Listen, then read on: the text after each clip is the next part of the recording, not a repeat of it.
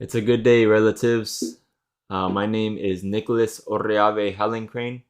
My Sisista Hishave, my Cheyenne name is Ishahimia, which means Sun Road. Uh, this is my first podcast. Welcome to Decolonizing the Way. And in this podcast, we're going to talk about deconstructing what we've come to believe as true about the Jesus way and understand its indigeneity and kind of reconnect with our own indigeneity as well. This podcast and this page, Decolonizing the Way, is especially for those who are deconstructing and doing that work already in their communities and seem to have an issue with Christianity or the Christ movement. And so a lot of what they have issue with, a lot of what we have issue with as indigenous peoples and as decolonizing peoples, I am completely on board with you. I have issues with as well. Like the God you don't believe in, I don't believe in either. Like that toxic picture of who Creator is and of who human beings are and how the world is and what the world is not. I'm 100% on board. And the world is much more beautiful. The Creator is much more beautiful, and how He's been demonstrated as human beings is much more beautiful than we've commonly been taught. And so that's the purpose of this podcast, is to deconstruct and then reconstruct a much more authentic and beautiful picture that we may or may not have experienced or been introduced to. Now, first, let me introduce myself and kind of talk a little bit about who I am, where I come from. So I was born in Potawatomi Territory, what's now called Hinsdale, Illinois, which is a suburb of Chicago. And my mother and father, I grew up around both of them, but unfortunately my father was very abusive to my mother especially, and not only physically but verbally and psychologically as well. He was a very hurt human being and hurt others as a result of that. He cheated on my mom a lot. He would abuse her physically, and I would end up seeing that, and verbally, and I would end up even starting to pattern that as I got older. We left Chicago at the age of 3 or 4, when I was around that age, to move down to where I am now, which is called Beaufort, South Carolina, Escamaku and Yemassee Territory respectively. And our grandparents had already moved down here, so we made that transition. Really didn't have much. My mom didn't have much, so we decided to come down here and get out of that abusive situation. And growing up, I had a lot of identity issues. Having both brown and pale skin, I never really knew which group of people I fit in. I grew up a lot around African descent peoples and European descent peoples. My own family that I grew up with here is largely European American. So, having brown skin, I didn't really know where that part of me came from, and I had to kind of deal with that and learn to understand myself. And I didn't really have too much help. Of course, my father wasn't really a big, huge part of my life. I did end up having an adoptive father, what Westerners would call a stepdad. I don't call him my stepdad. He's been a father to me. Just because they don't birth you biologically doesn't mean they're not your father. His name is Richard. He's been a huge part of my life. He's helped me become the person I am today alongside my mother. And so that's really been a huge part of my life, is just the trauma of that abuse from my father, not really knowing where it took place. I didn't really have all sides of my family to have a understanding of myself. And I always felt different as a result of that. And I was bullied for quite a few years of my life. I off and on, I had a lot of, I was looked at as weak because I was very emotional. And so when I was younger, I just decided to kind of turn off my emotions. And, with a society that largely doesn't value males having emotion, men shouldn't cry, men are weak. If you show tears, or you show, any emotion other than anger, you're weak and you're a girl. And, as if being a girl is a bad thing, right? That's a whole other topic. But, just the messages that we're taught as young men, especially, and then having that conditioning along with being bullied because of displaying emotion, I just decided to, maybe subconsciously, to not show my emotion, therefore I wouldn't get picked on. And so that's a large part of my healing now, as well as I'm still trying to realize the parts of me that are broken so I can become a more emotionally healthy man and a more emotionally healthy human being. And growing up, I was part of the church. I was part of the spiritual community, you could call it. And while this spiritual community of Christ followers gave me a sense of community and belonging, it also gave me many ways of believing about myself, believing about the world, believing about the next world that were actually damaging to my psyche and damaging of my relationship with others. And some of that abuse that I experienced with bullying and that was perpetrated, not only I'm learning to realize it wasn't only within the school environment, but it was also within the larger ecclesiastical environment, perpetuated the abuse.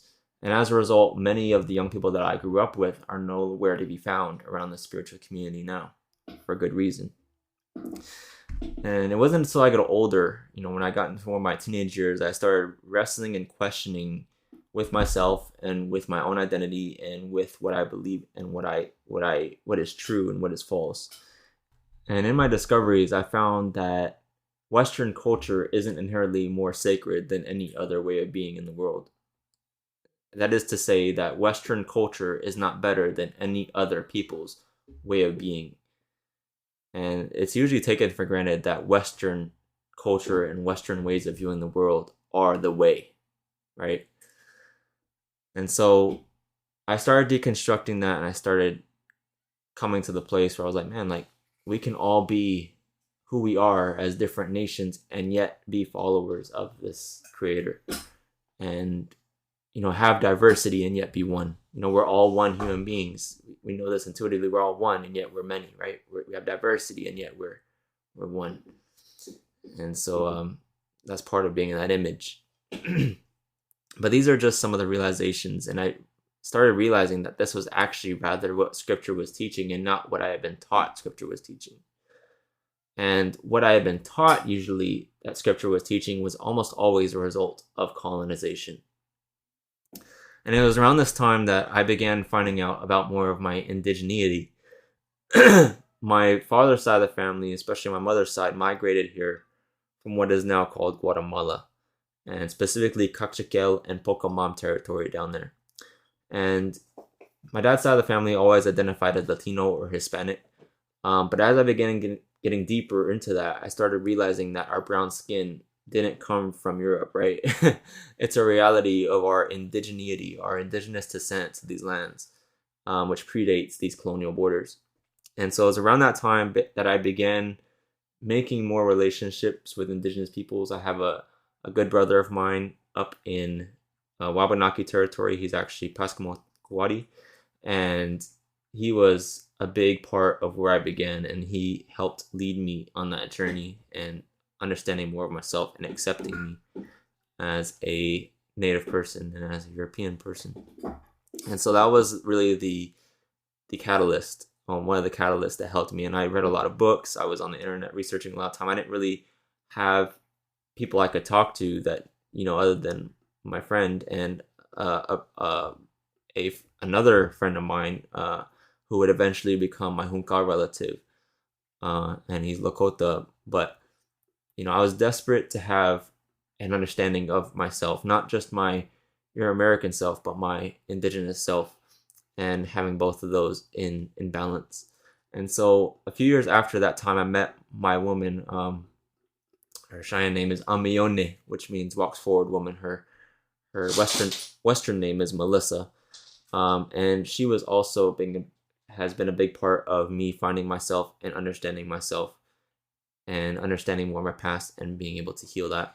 So it was also instrumental in helping me form relationships with our Cheyenne Arapaho peoples after and before we married. And now we've been going to ceremonies and been reconnecting with our people on that side. So it's definitely been a huge blessing. We have 2 sons, Ero and Mahotne, and go to ceremonies every summer, and just been a blessing to be able to be around relatives and being able to connect with the earth and being able to reconnect to these ways and reconnect to our own indigeneity. So that's been a blessing.